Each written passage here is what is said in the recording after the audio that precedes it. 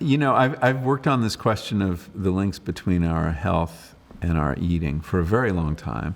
And I've done a deep dive into nutrition science, and I've done a deep dive into food culture and food habits. And it's much simpler than people think. We have done an amazing job in the society of complicating what for every other animal is a pretty straightforward process of, finding the suitable diet, enjoying it, and going on.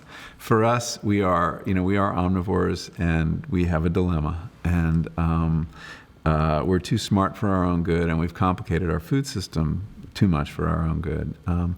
But when I looked at it really hard, trying to figure out, could I offer any really simple guidance to people eating, it came down to 7 words.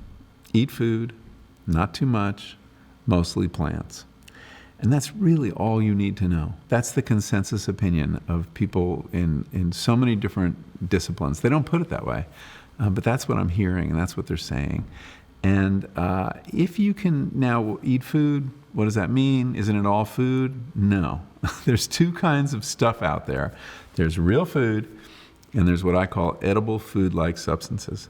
And if you can distinguish between those 2 things, one is highly processed, and one is kind of as it comes out of the ground, pretty simple, doesn't have many steps, doesn't have lots of ingredients.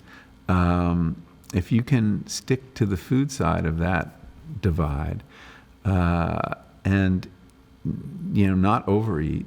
Obviously, we do eat too much, without question, and mostly plants. The fact that the mostly doesn't satisfy anybody because it's not an absolutist message, but there is no absolutist message about meat eating.